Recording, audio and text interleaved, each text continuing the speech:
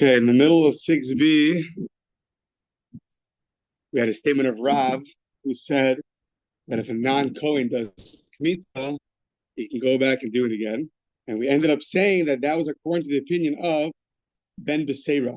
Ben Beseira was the one in our Mishnah who said that if you do it with your left hand, you can go back and do it again. So Rav's saying, if a non-Kohen does it, then a Kohen can also go back and do it again.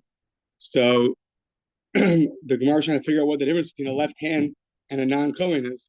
So the left hand, we said, well, on Yom Kippur, you could do it with the left hand. At one point, the Kohen Gadol carries things with the left hand. So you see that there's a place where service is permitted with the left hand. So too here. So that we said that the same thing should apply by Shchita. Shchita, non-Kohen can do it. So what is Rav telling us? It's obvious. To that we said, below the Homer of Zera Marav, Shchita's para bizarre psula. We have by the para aduma, by the red heifer, that what happens if you do it with a non-Kohen, it's going to be invalid. But Amar Rav himself, if Amar Rav Allah the Chukaksif, Rav himself said about the para aduma that it specifically has to be done by a Lazar, meaning a Kohen, and it says Bechuka, this is the statute, meaning this is the rule, no exceptions. So it sounds like you have a place where it's specifically done by a Kohen and only a Kohen. So we see that really slaughtering is in this area considered a service, and a non-Kohen is invalid to do it. So, but we see that it is considered a service. One is considered a service. Everywhere else, shchita is permissible by a non-Kohen. So therefore, Rav telling us that Ben Beseira says that when you do kmitza by a non-Kohen, go back and do it again. We don't need him because we just like by the left hand we found that it's permissible. So to a non-Kohen we find it's permissible. Says the Gemara, you can't bring a proof from para aduma that is considered a service because shiny para the kachir bedek abayisi. The para aduma has a lower level of sanctity, only for the upkeep of the temple, not a higher level of sanctity. Just because I found certain rules by the para aduma doesn't mean they can apply by a regular case. Says the Gemara, well, that's backwards logic. We'll have kol dekain who kachir bedek abayi is bo kuna kachir bedek lo bo kuna. Lower level sanctity requires priestlyhood, requires kahuna. So for sure, higher level sanctity should also require kahuna. So it says the Gemara, I'll prove to you that just because things require kahuna does not make them a service. When the guy comes to go check for if you have taras or not, who has to do it? Only a Kohen. Would you say that checking for taras is one of the services in the base of Mikdash? Obviously not. So the fact that you have only a Kohen can do it is not indicative of it being one of the services. Okay. V'nelev mibama. We have, Rashi points out, before the Kohanim took over, it was the firstborn. So nelev mibama, that when they would bring sacrifices, what would happen? It would be a non-Kohen did it. So says the Gemara, maybe you'll tell me you can't learn things out from a bama. You can't learn from there.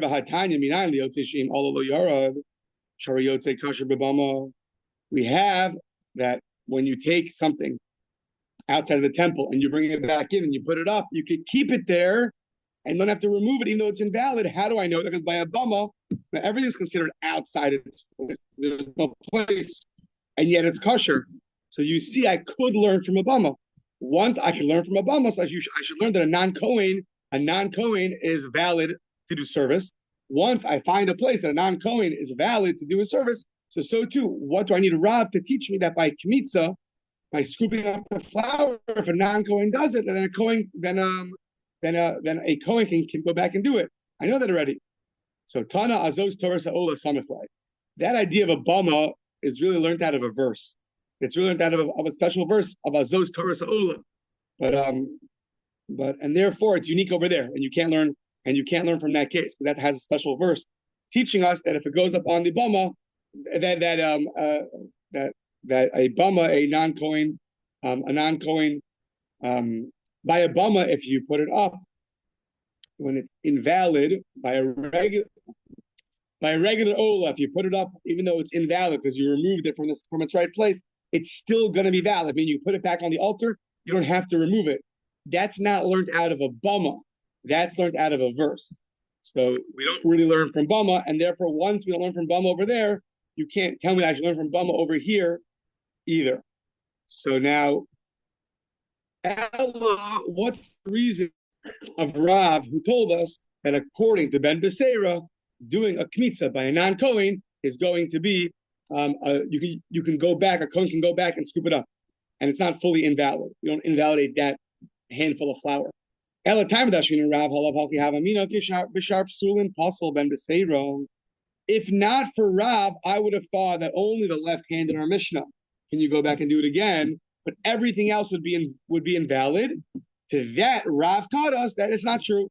That really, the invalidations, if you do them, if you do any of the invalidations, it's still going to be valid, and that's why you need Rav.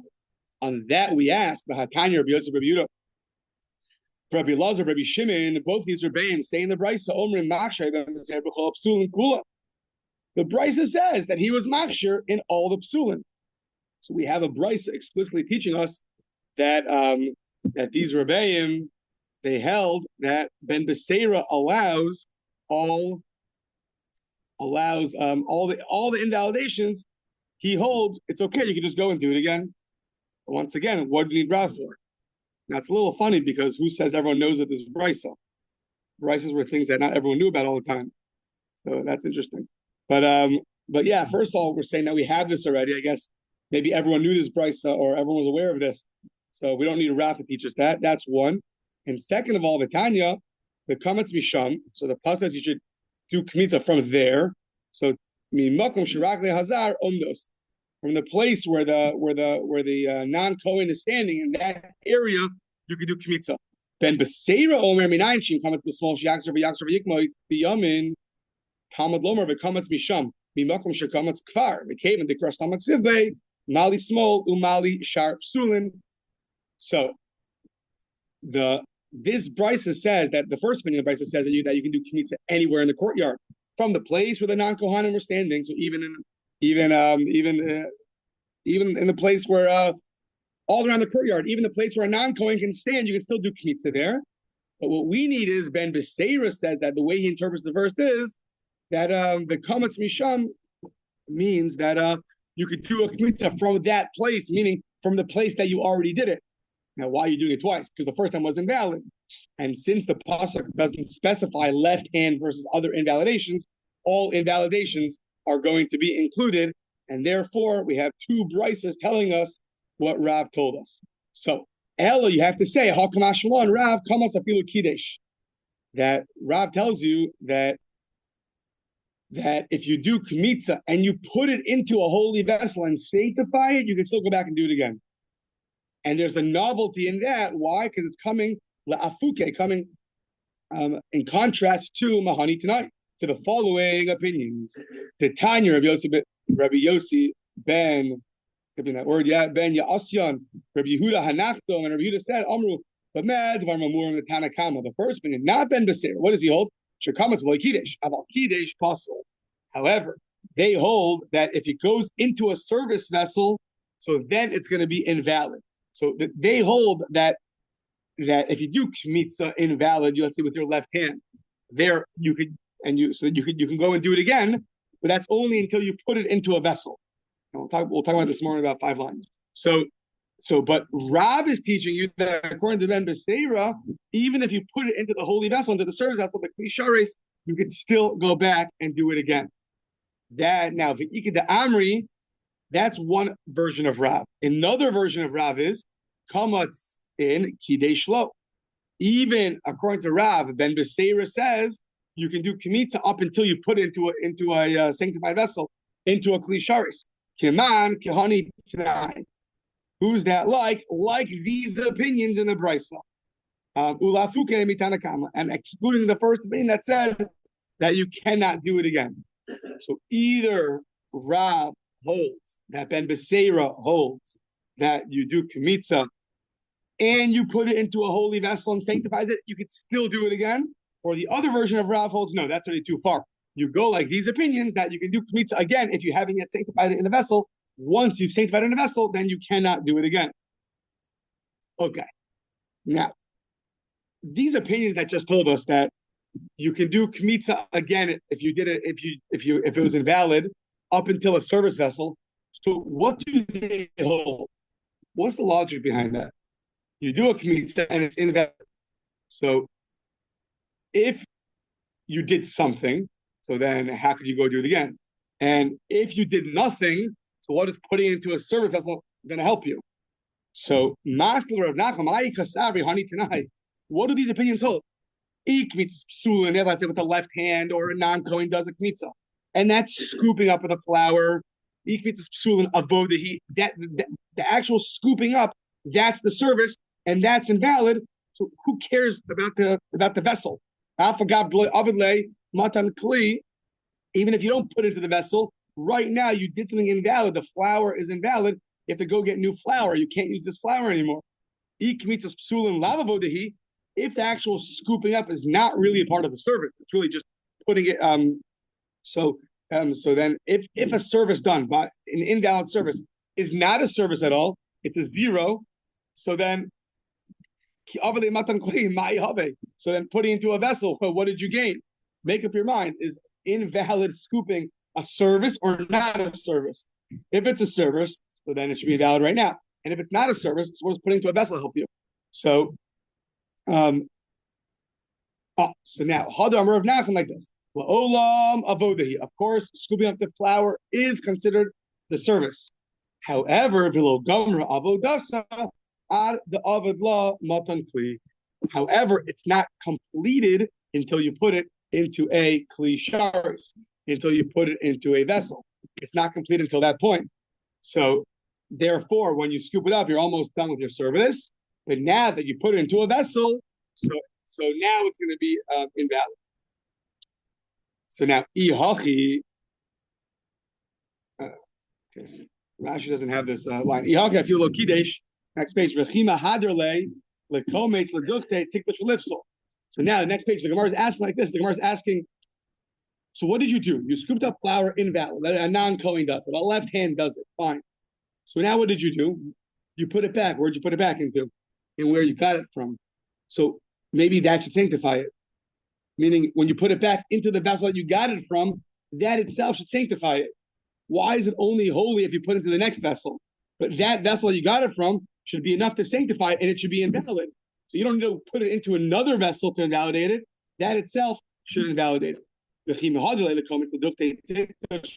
The lissel. That itself should invalidate it. So now we're going to begin a discussion about all the vessels and different ways to sanctify. Zosomaris, I see from here, Lisharis in Mekachin Elamidas. So I see from here that the only way to sanctify the vessel is if you have intent for it to be a holy vessel. Because I see here that we're saying that kmitza is invalid when I put it into a vessel.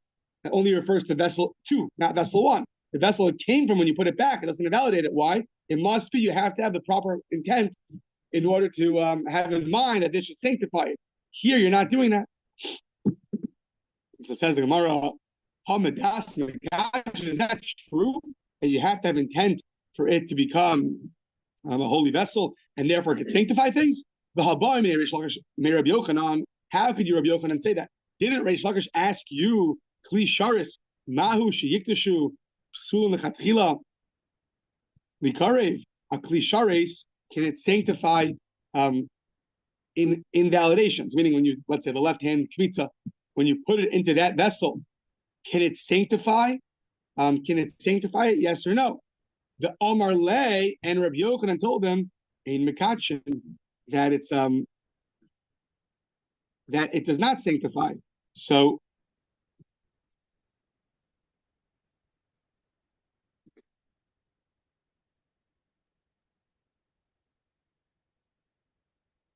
we see that what Reish Lakish himself asked Rabbi Yochanan this question, and Rabbi Yochanan said, "Amar lei ein mekachin." That no, it does not sanctify it. One second.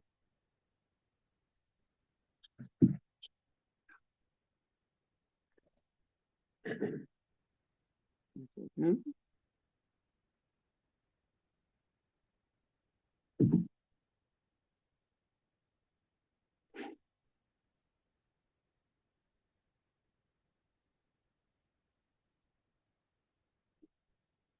1 second. What's the problem? Rabbi Yochanan himself said, "Kli sharis ein mekachin elamidas," that you only have to have intent. You have to put it in order to sanctify it. And that we're asking, hamidas mekachin, is that really true? You have to have specific intent that it should sanctify it. But how can it be? Rav Shlokish asked Rabbi Yochanan that a kli sharis, a vessel, can it sanctify the invalid kmitzas to be brought up? And he told him no. He said no, it's not. It doesn't sanctify it. So.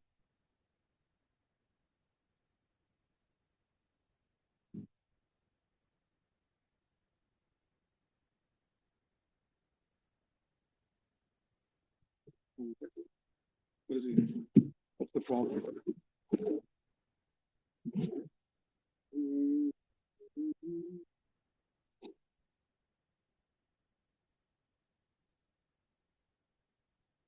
Oh.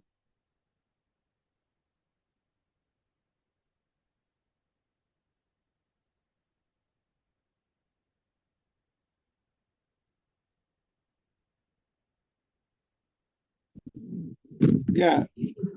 We're asking on the whole assumption that it sounds like if you had intent to put into the vessel, then the vessel would sanctify an invalid kmitza. And now we're asking, is that really true? Can a service vessel sanctify an invalid kmitza? If it's invalid, maybe it doesn't have the power to sanctify it. So, and look, that's what Rish Lakish asked Rabbi Yochanan. And Rabbi Yochanan says, no, ein mekachin. Even if I had the right intent to do it, doesn't matter because it's not going to sanctify it. So we say, no, Amrle, ein mekachin likarev, aval mekachin lipasel. There's a split. It's not going to sanctify it and then make it fit to be brought up on the altar, but it'll still sanctify it to invalidate it. That much it'll do. So, okay, so that's Rabbi Yochanan, that really putting invalid things into a vessel could invalidate it. And he learns that you have to have intention for that vessel to sanctify the flour, and therefore putting it back where you got it from, since you don't have intention that it should become holy through that, it's not going to sanctify it. Okay. Rav Amram says, you know what the case is? The case like this. You have a vessel and you have a heap. It's overflowing. So it's like when the kids pour the cereal, right? They pour their own cereal, the bowl ends and the cereal still goes up another 3 inches. That's what's happening here. So you put it back when you return this invalid flour, the left hand or the non-Kohen, you put it back on a heap on top of the vessel. So it never entered into the service vessel. So even if you'll tell me that you don't need intent in order to sanctify it, Rav Amram saying it's not a problem because here you're returning it onto a heap on top of the vessel. It never entered the airspace. Says the Gemara, if that's true, how did you do kmitza then? When you originally took the flour out of here, how'd you take it? If it was on a big heap, then you never took it from a service vessel, and that's a problem. Ella, you have to say, what it is it's not a heap going above the rim, it's right around the rim, right at the top, but it's not a heap going up, it's right at the top. Now, the kavan de kamitzle avidle guma, when you originally scooped it from the vessel, you now made a hole in the, meaning you made like a, what? Yeah, like a ditch, not a ditch. Yeah, like an indentation. So now, very simple. You have a vessel that's full of flour. Right? Imagine your measuring cups, right? You have the bigger measuring cups, and you fill it up flour right to the top. Now you do kmitza from there. And now there's a whole part that's missing in the vessel. So when you put it back in, you're putting it back into that area which is inside the vessel. So now we're saying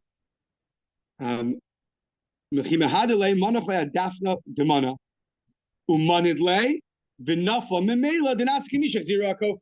What it is you're doing fancy work over here. You're putting it back in. Really, there is space in the vessel, and therefore, according to our assumption, it could invalidate because you don't need specific intent for it to invalidate because it will sanctify it. It'll sanctify even without specific intent. So if that's true, how's that going to work? So what it is, you put it on the wall of the vessel, and it falls down on its own. When it falls down on its own into the vessel, it's like a monkey put into the vessel. And vessels causing sanctity requires human effort.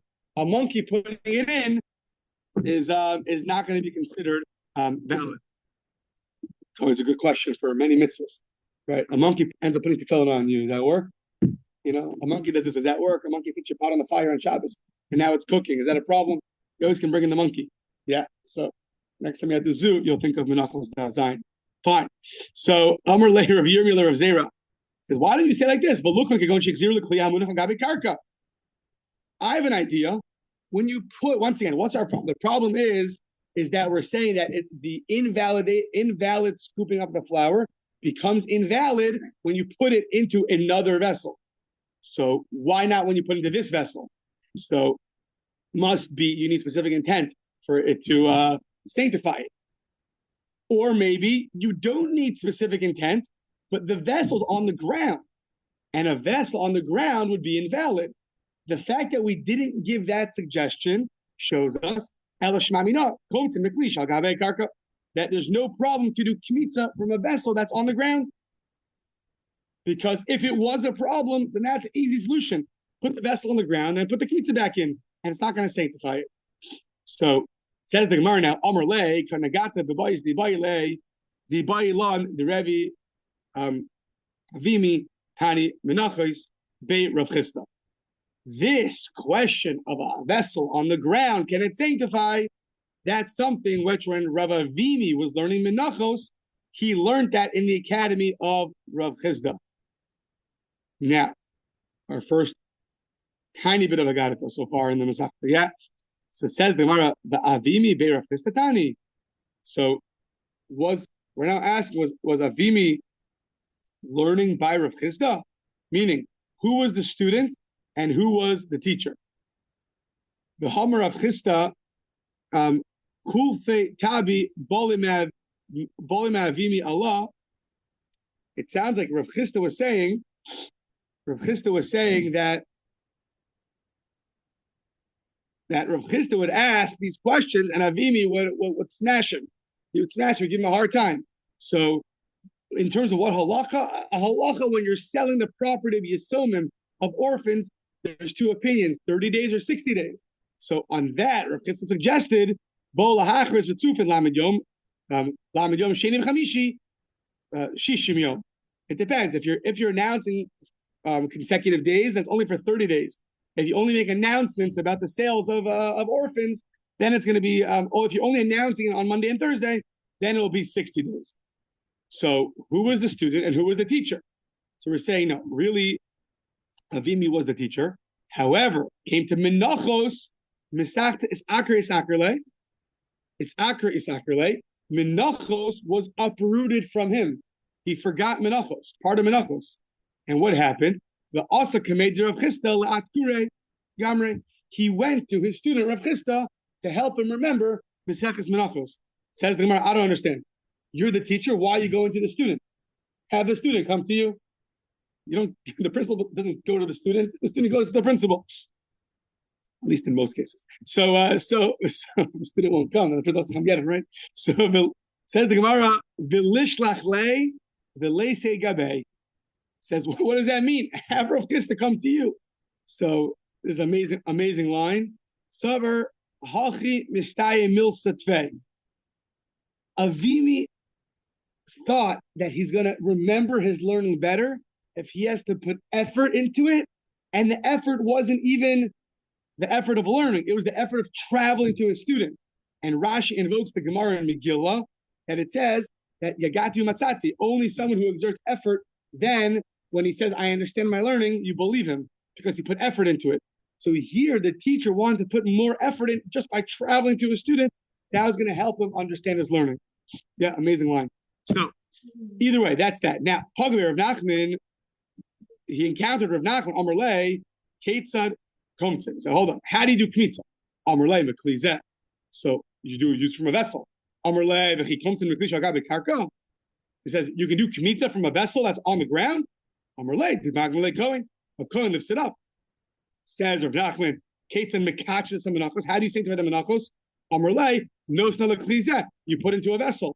Says you can sanctify the flour in a vessel that's on the ground. Amrle, no, the Magbale Cohen. A Cohen has to lift it up. Amrle, in Cain, if that's true, then Utractate Shlosha Kohanim. You'll need two Kohanim. One to hold the vessel where the flour is in, one to hold the vessel the flour is going to be put into, and one to do the kmitza. You're going to need 3 Kohanim for this. Amrle, okay, but hey, big deal. By the Talmud, you need 13 Kohanim. So here you'll need 3. No. Okay. Now, Zehaklal. It says this idea that you have to raise the vessel from the ground in order for it to sanctify. Zehaklal. Kollel comments in Bebli. We're going to see in 5 daf from now that Kollel comments in Bebli. Anyway, there's kmitza and you put into a vessel, and then there's a whole procedure. You scoop it, put it into a vessel, you bring it, you offer it up. Lechol davar shidar kol lechol. It goes through all the procedure of kmitza. It never mentioned the ilam akbiyah lo katani. It never mentioned lift the vessel off the ground.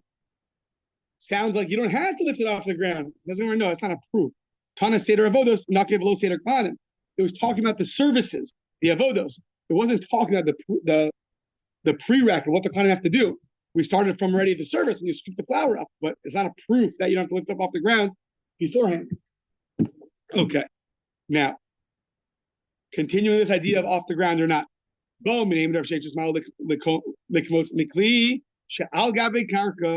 you have to do kmitza from a kli that's above the ground, lift off the ground or not? Amrle, ma'avidin legaf. Why don't you go look what they do in the heichal, meaning inside. Gav is inside. So what do you see there? We're talking about now the by every week they would change the lechem upon him, special bread that was there. So what would they do? We'll see this coming up soon also. Soon, like in 90 days. Okay. So Arba Kohanim Nichnasin, 4 Kohanim would go in, Shnayim biyadam shtei sidarim, v'shnayim biyadam shnei bazichim. The Arba magdimim lifneim, Shnayim litol shnei sidarim, v'shnayim litol shtei bazichim. So you had 2 groups of 6 breads. So you had and you had these little bazichim, these little bowls on the tables also with the incense. So what would happen? You would have the 2 Kohanim would go in, and 4 Kohanim would go in. Each one would take two would take the two stashes of bread, 6 breads each, and 2 would take the bowls of incense that were on the table. And then you had 4 more to exchange it and put 2 sets of bread and 2 sets of the bowls with the incense. Okay. Yeah. Okay. Turn the page. Now, what did it not mention over there? It didn't mention any about lifting up the table. So you're taking something off the table which is resting on the ground. So maybe that's a problem. So it doesn't say you have to lift up the table before you remove these bowls. But what do you see? That even though the table's resting on the ground, you could still lift up and put down the special bowls of incense there, and that's fine. Rashi points out, we have to see more about this, but Rashi points out that these bowls of incense is what allowed one to eat the bread, just like the kometz allows one to to bring up the mincha. So yeah. Okay, so says Gemara, Lav Amris Hosam Seder Avodos, Nakar Hakanami, Seder Avodos Nakar. And there it's clearly talking about the Kohanim. It's saying Kohanim go in, Kohanim go out. So it says Gemara, no. Mi Dami Hosam Lo Nachis Liminyana the Kohanim Hacha Nachis Liminyana de Kohanim. So,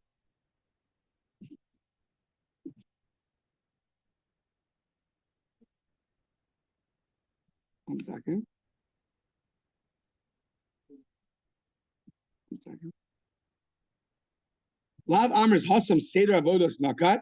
There was talking about the different procedures that they did, and it didn't mention lifting up the table.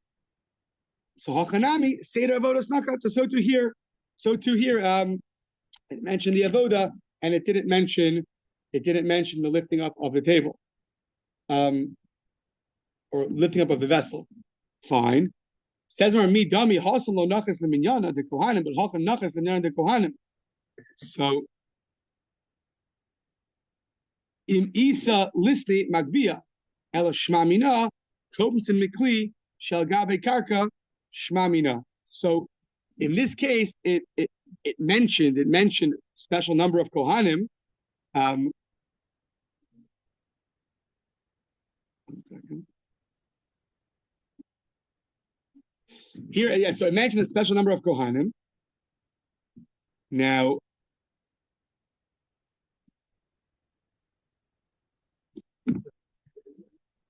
one second.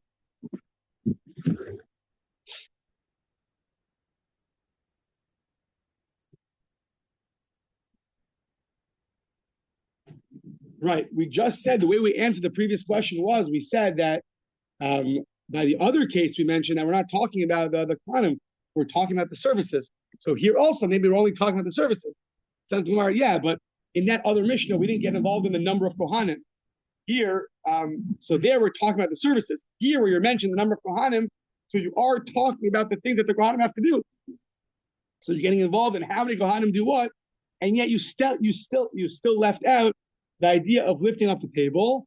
Therefore, you can conclude that shmamina comes in mikli shagabegarka shmamina. That just like the table doesn't have to be lifted up, so too by kmitza you don't have to do it in a vessel that's lifted up off the ground. Now, Amarava pshitali comes in mikli shagabegarka. It's obvious to me that I can do kmitza from a vessel that was resting on the ground. Shekain matzinu b'silek v'zichin. So as I found by the removal of these bowls. So that's that. I could sanctify a flower offering from with a vessel that's on the ground. Why? Once again, when the bowls are put down on the table, they didn't lift up the table. However, you want to know.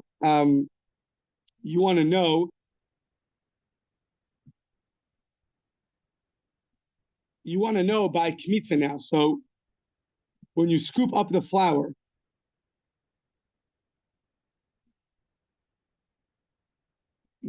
second. Yeah, so before we were talking about when you already bring the mincha offering, so you're going to put it into a vessel that's on the ground. That's fine. But what about when you do kmitza to sanctify that original flour? Does that need to be in a vessel that's on the ground or not? Kiddush kometz mai, just to sanctify the flour. Mi mincha yafinallah. Do you learn from mincha that just like the flour offering, you can put it into a vessel, and that's going to be fine, and that'll sanctify it. O midam yafinallah, or you're going to learn it out from the receiving of the blood, and there the vessel has to be off the ground.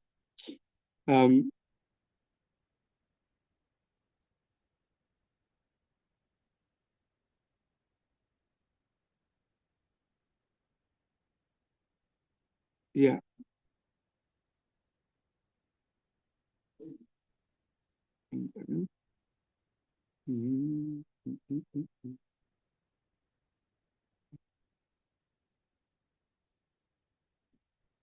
Yeah, so there's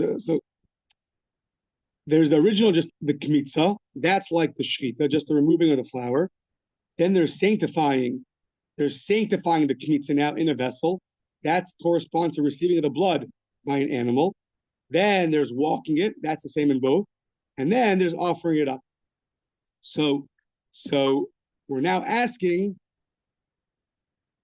the kiddush kometz, not the original taking of the flour from the vessel, but the actual putting into a vessel. Does that need to be like the mincha offering, that can be sanctified. Once you bring it, you can put it into a vessel, and that's fine, and that's still going to sanctify it. Or it's like dam, it's like receiving the blood. So Hadar Pashta, then he answered this question. We're going to learn from dam that it has to be. We're going to learn from dam now, and therefore it has to be in a off the ground. So now the Gemara says, "Umi Amar Rava Haki." Did Rava really say this that we learn from dam? The ha'itmar komet shalchuku b'shnei kelim. Let's say you put the flour into two vessels. Rav Nachman Omer Eino Kadosh. Rava Omer Kadosh. Rav Nachman said it's not going to be sanctified. The Rava said it is going to be sanctified. Now, if you're learning from blood, the im isa, if you're learning from blood, leilef midam, you should learn from dam that dam, when you put the blood into two vessels, it's not going to work. So you see that Rava himself says that when it comes to putting the blood into two vessels, that's not going to work. By blood it doesn't work, but by flour it does work. So clearly we don't learn from dam. We don't learn from dam. So so Hadar Bei Rava Mahi. So Rava retracted, and he says that you cannot put it into two vessels. Really, we learn from blood, and you can't put it into two vessels. Now, v'dam inon blood kiddush l'chatzayin. How do you know that blood is not going to be sanctified in two vessels? You put it all into one vessel when you receive the blood. V'tani Rav Tachliva ben Shol kiddush pachos midei chazah v'kli zeh pachos midei chazah v'kli zeh lo kiddush. That when you have Rav Tachliva taught us that when you sanctify by the holy waters, when you have a less than the amount to sprinkle in one vessel, less than the other vessel, that's going to be invalid. So can you learn from the waters, the holy waters that you have for the sanctification of somebody who's impure? There it has to be in one vessel. Can you learn receiving the blood from there? Yes or no? So if that halacha by the living waters, by the holy waters that you're going to mix with the ashes of the paraduma and sanctify, if that's halacha Moshe Sinai, so my hilchas ahi hilchas alayalfinan, is it halacha Moshe Sinai, and from halacha Moshe Sinai you can't learn out. O dilma hasa my time it says v'tavel b'mayim. It says v'tavel b'mayim. You have to dip it in water, enough water that you could do your full procedure. So hachanami haksiv v'tavel b'dam. So by us it says dip it into the blood. You have to have enough blood there that to do your sprinkling. The itma Amar Reb Zika Amar Rabbi Lazar afadam lo kidesh. He says, yeah, with dam it's not going to work. You have to have the full amount. So Amar Rava Tanya Nami Haki, another bright to support this idea that you have to have the full amount of.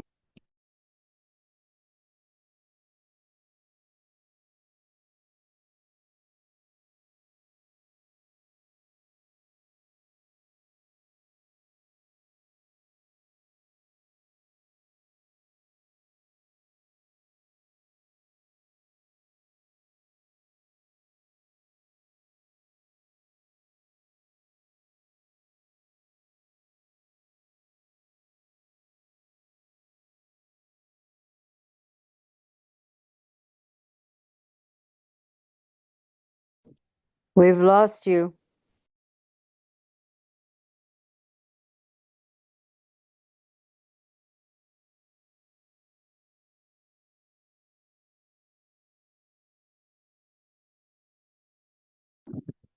Not hearing you.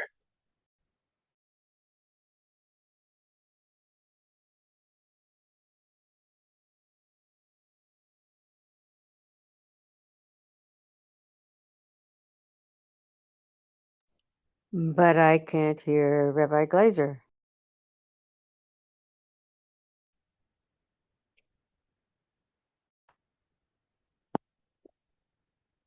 Okay, we'll just stop where it got disconnected. So we'll stop in the middle of 7b.